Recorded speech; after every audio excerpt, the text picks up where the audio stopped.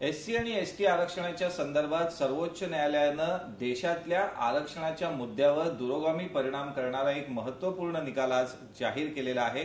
काय आहे हा निकाल आणि महाराष्ट्रातल्या आरक्षणाच्या मुद्द्यावर त्याचा कसा परिणाम होऊ शकतो या संदर्भात आपल्याशी बोलण्यासाठी ॲडव्होकेट क्षितिजा वडतकर आहे.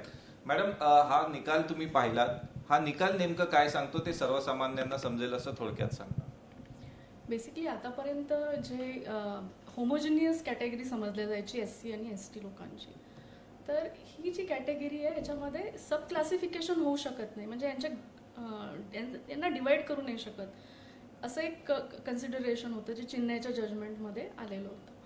तर जे चिन्मयचं जे जजमेंट आहे ते चॅलेंज केलं गेलेलं आहे अलॉंग विथ 2020चं पंजाबचं जे जजमेंट आहे त्याच्यासोबत, की 3 कॅटेगरीज कन्सिडर केलेल्या गेल्या. एक त्यांचं म्हणणं आहे की इंदिरा सवायचं जे जजमेंट आहे जे बेसिकली रिझर्वेशनवर होतं, ज्याच्यामध्ये की क्रिमिलियरचा कन्सेप्ट होता किंवा कोणाला देण्यात यावं कोणाला नाही देण्यात यावं, रिझर्वेशनबद्दल ते एक लिडिंग जजमेंट आहे, ते कन्सिडर केल्या गेलं नाही. हा एक मेन मुद्दा होता. दुसरा होता तर जो मी म्हटलं की होमोजिनियस, म्हणजे तर एक कॅटेगरी आहे, त्याला डिवाइड नाही करू शकत एससी एसटी. आणि तिसरा मुद्दा हा होता की जी एक ड्युएल ट्विन टेस्ट जी असते, तर असं ऑब्झर्व केलं गेलं की त्या टेस्टला व्यवस्थित कन्सिडर केलं गेलं नाही. ह्या 3 मुद्द्यांवरती सुप्रीम कोर्टमध्ये 7 जजेसच्या खंडपीठापुढे हे झालं होतं, प्रिफर झालं होतं. आणि ह्याच्यामध्ये जस्टिस चंद्रचूडांनी खूप स्पेसिफिकली सांगितलं आहे की होमोजिनियस हे फक्त एक डेझिग्नेशन आहे, एक हुद्दा द्यायसाठी म्हणून ते एक होतं. बेसिकली एससी कॅटेगरीमध्ये किंवा एसटी कॅटेगरीमध्ये खूप सगळे ट्राईब्स येतात, खूप सगळे ग्रुप्स येतात, रेसेस येतात, त्यामुळे तुम्ही त्यांना सगळ्यांना एक असं कन्सिडर नाही करू शकत. जस्टिस गवईंनी पण याच्यामध्ये खूप चांगलं हे केलेलं आहे. ते म्हणतात की अशा अनेक कॅटेगरीज आहेत ज्यांच्यावरती खरोखर अतोनात अत्याचार झाले, पण ते त्या रिझर्वेशनमध्ये येत नाही.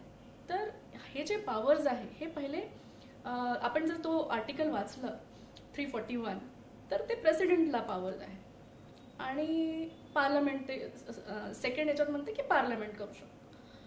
मग याच्यामध्ये मुद्दा हा येतो की स्टेटच्या ज्या सर्व्हिसेस असतात किंवा स्टेटमध्ये जे रिझर्वेशन असतं त्याच्यामध्ये युनियन किंवा प्रेसिडेंट ठरवतात. तर आता ॲज पर धिस जजमेंट स्टेटला ते पॉवर आहे की ते सब कॅटेगरी करू शकतात. ते ठरवू शकतात की एससी कॅटेगरीमध्ये कुठल्या हे येतात, कॅटेगरीज येतील. तर हा एक खूप चांगला मुद्दा आहे, हे खूप वेलकमिंग फॅक्ट आहे.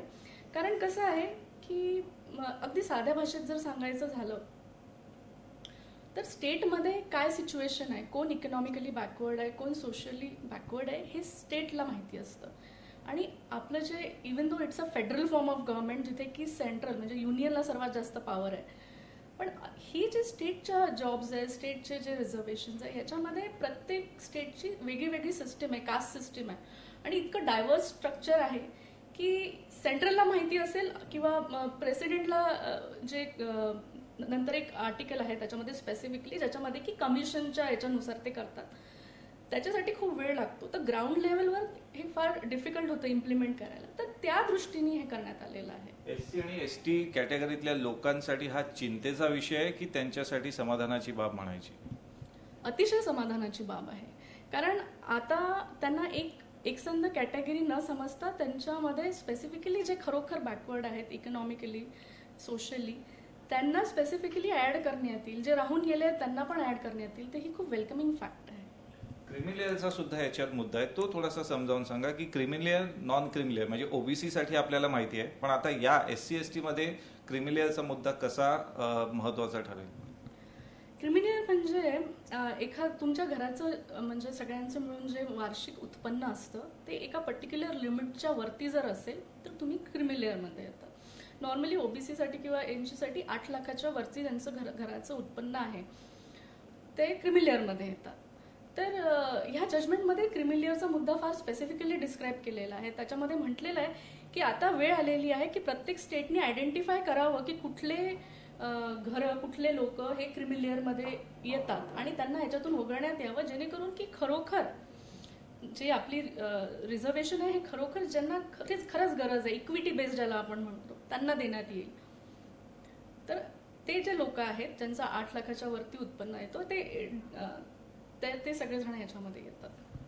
राज्यात सध्या जो मराठा आरक्षणाचा मुद्दा गाजतोय या निकालाचा त्याच्याशी काही संबंध आहे का किंवा त्याचा याच्यावर काही परिणाम होण्याची शक्यता आहे का, सकारात्मक किंवा नकारात्मक कुठल्याही पद्धतीने? हा जो मुद्दा आहे हा पर्सेंटेज ऑफ रिझर्वेशनचा नाही आहे, हा सब कॅटेगरीचा आहे. याचं रिलेट करायचं झालं तर आपण एक प्रॅक्टिकल इम्प्लिमेंटेशन जर म्हणायचं झालं तर असं म्हणू शकतो की कसं आहे, जरी फेडरल फॉर्म ऑफ सिस्टीम आहे, सगळे पॉवर्स सेंट्रल युनियन गव्हर्नमेंटला असतात, पण जेव्हा आपण मराठा आरक्षणचं बघितलं, मराठा आरक्षणला जेव्हा 10% इकॉनॉमिकली वीकर सेक्शनमध्ये जेव्हा आणण्याचा प्रयत्न केला गेला तेव्हा हा प्रॅक्टिकल मुद्दा होता, कारण युनियन जवळ पॉवर आहे, कोण इकॉनॉमिकली वीकर सेक्शन आहे ते हे करायचा.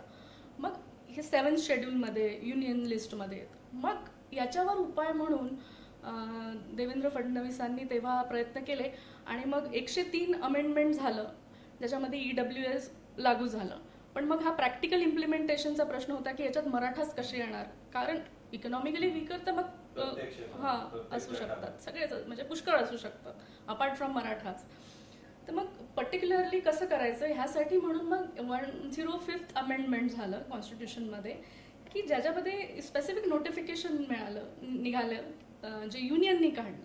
ते म्हणतं की प्रत्येक स्टेट ठरवत बसेल की त्यांचं ते मग कुठलं पण असो, म्हणजे ते काँग्रेसचं स्टेट असो की ते भाजपचं स्टेट असो, ते स्टेट ठरवत बसेल की त्यांच्या स्टेटमध्ये पर्टिक्युलरली इकॉनॉमिकली, सोशली किंवा एज्युकेशनली कोण बॅकवर्ड आहे. ही ट्विन टेस्ट ते ठरवत बसेल. आणि त्याच्यामुळे आज जे आलाय 10% मध्ये मराठाज प्लस अदर, तर ते त्याच्यामुळे आलाय कारण स्टेट डिसाईड करतं. कारण इतकं कॉम्प्लिकेटेड स्ट्रक्चर आहे इंडियामध्ये, प्रत्येक स्टेटमध्ये वेगळ्या वेगळ्या कास्ट आहेत आणि हे पर्टिक्युलरली युनियन किंवा प्रेसिडेंट प्रत्येक वेळी नाही डिसाईड करू शकत.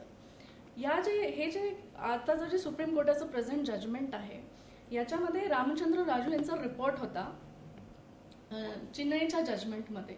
तर सुप्रीम कोर्टाचं असं म्हणणं आहे की तो जो रिपोर्ट आहे तो ट्विन टेस्ट आहे. तो रिपोर्ट हे सांगत होता की सोशली आणि इकॉनॉमिकली बॅकवर्ड हे लोक ही कॅटेगरी आहे आणि तुम्ही त्याला होमोजिनियस स्ट्रक्चर कन्सिडर करूच शकत नाही. तो हा जो मुद्दा होता, हा जो रिपोर्ट होता, हा चेन्नईच्या जजमेंटमध्ये कन्सिडर केला गेला नाही असं पण सुप्रीम कोर्टाने म्हटलं.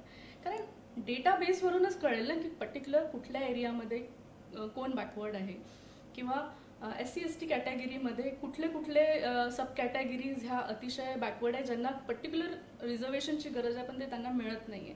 त्यामुळे हा डेटा, ही जी ट्विन टेस्ट आहे, रिझनेबल क्लासिफिकेशन ज्याला सुप्रीम कोर्ट म्हणतं, ती खूप गरजेची आहे. न्यायालयाचा अप्रोच सुद्धा बदलला असं म्हणावं लागेल, कारण की 2004ला जे नाकारण्यात आलं होतं ते आज 20 वर्षांनी देण्यात आलंय. तर कुठेतरी हा जो मधला काळ होता देशातलं म्हणा किंवा राज्यातल्या, आरक्षणाचा मुद्दा पण कुठेतरी जास्त गंभीर आणि म्हणूनच हा निकाल आला. मी म्हणेल की हा सुवर्ण काळ आहे, कारण तुम्ही बघा इतके सगळे हिस्टॉरिक जजमेंट्स आलेले आहेत. म्हणजे फक्त आरक्षणच नाही, अगदी म्हणजे ट्रान्सजेंडर ॲक्टपासून इतके हिस्टॉरिक जजमेंट्स आलेले आहेत. इवन गव्हर्नमेंट सुद्धा असे हिस्टॉरिक ॲक्ट्स आणतात आहे, बिल पास होतात आहे, की मी याला सुवर्णकाळ याच्यासाठी म्हटलं कारण प्रॅक्टिकली लोकांना काय प्रॉब्लेम फेस करावा लागतो त्या दृष्टीने विचार करून ॲक्ट्स आणणे, लॉज आणणे किंवा लॉजचं तसं इंटरप्रिटेशन करणे, अशी ज्युडिशियरी आणि असं गव्हर्नमेंट हे आपण आज बघतोय. तर नक्कीच कुठेतरी आता या संदर्भात सुद्धा सर्वोच्च न्यायालयानं 20 वर्षापूर्वी जे अधिकार नाकारले होते ते आता राज्य सरकारला देण्यात आलेत. कारण की शेवटी आपापल्या राज्यात ग्रासरूट लेवलवर काय परिस्थिती आहे, आरक्षणाचा समतोल कसा राखायचा, याच्यात सुद्धा आता प्रत्येक राज्याला स्वतंत्र अशी स्वतःची अधिकार मिळालेले आहेत, निर्णय क्षमता मिळाली आहे. त्यामुळे येत्या काळात आरक्षणाचा मुद्दा अधिक सोप्या पद्धतीनं सोडवण्याचा राज्य सरकारचा जो प्रयत्न आहे त्यासाठी हा निकाल अतिशय महत्वपूर्ण मानला जातोय. कॅमेरामन अनुप रस्तोगीसह अमेय राणे, ABP माझा, मुंबई. ABP माझा, उघडा डोळे बघा नीट.